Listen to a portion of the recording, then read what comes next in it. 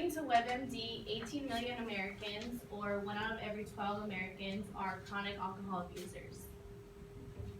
So what that kind of puts into perspective right here, as you can see, 1 out of every 12 adults are chronic alcohol users or they're alcoholics. Also, that leads to 100,000 deaths a year due to traffic collisions, homicides, and suicides that all involve just strictly alcohol. So today I'm going to talk to you about alcoholism and basically all the factors that plays into it, because whenever you hear the word alcoholics or alcoholism or things like that, you kind of don't really know the facts or anything behind it. You just know someone's drinking a lot of alcohol. So alcohol dates back to the Roman times, the Bible times, and people have always abused it. Just as time goes on, it has only gotten worse. So the reason I'm talking to you about this today is because I actually had a personal experience with this. About a year and a half ago, my grandpa died. He was 57 years old and he died from cirrhosis of the liver. He started drinking alcohol when he was probably about like 11 years old, just because of people in his immediate family that were alcoholics. So it started at a young age because alcohol was always around, and beer and things like that. So starting at such a young age, it kind of just killed his liver, killed his kidneys, and at 57 he died. So I'm going to be talking to you today about, first of all, what alcohol is, the different types, because there's 5 types of alcoholics, and then I'll be talking to you about how it affects your health, and then how people become alcoholics.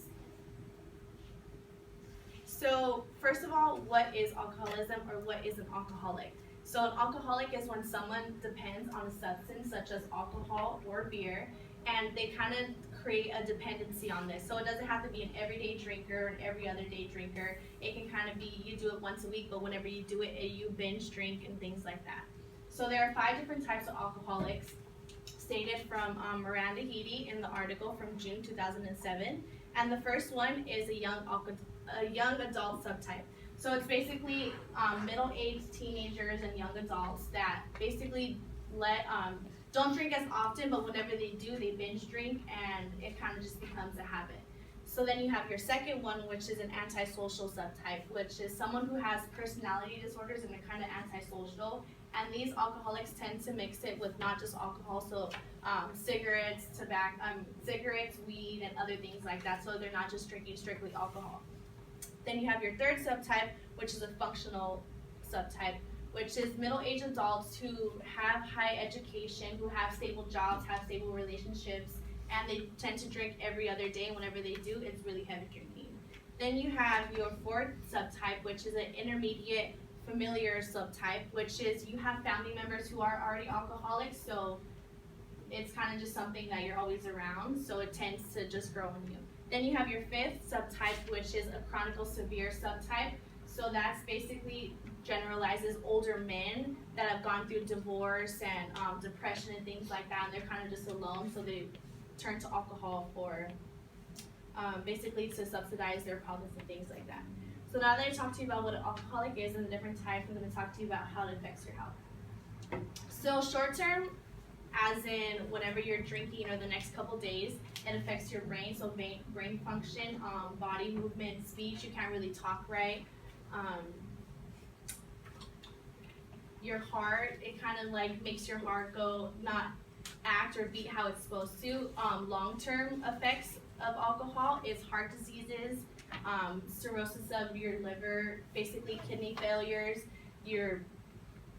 It's kind of weird to say, but your throat kind of starts bleeding, and like your internal organs start to mess up, and it increases your chance for cancer. And then you start getting ulcers in your stomach, so which is basically like holes in your stomach that you can't see, but that are very painful. So now that I talked to you about the how it affects your health, I'm going to talk to you about basically the different types and how they become alcoholics. So the first one that Miranda Heedy describes in the WebMD article, 5 different types of alcoholics. The first one is a genetic battle. So someone that has grown up with alcoholics all around them, or heavy drinkers in their family, and it kind of just becomes a cycle that they keep up and just continue on the cycle of drinking heavy alcohol. The second one is an environmental or physiological type that just grows up in a party scene, or is always in a party scene, or has problems in their head or things like that that they deal with, so they kind of just turn to alcohol for kind of like a short-term thing, and then it ends up becoming a long-term thing, and it just turns into basically you being an alcoholic. So now that I talked to you about how people become an alcoholic, I want to wrap things up. So now that you have a better understanding of alcoholics and alcoholism and the 5 different types that basically make up the people that do drink, I hope you guys understand a little bit more in depth of what it means to be an alcoholic. And I kind of want to leave you with this. I know a lot of you have heard the term as in like 0.08, like whatever you're at, that's like the legal limit of alcohol that you can have.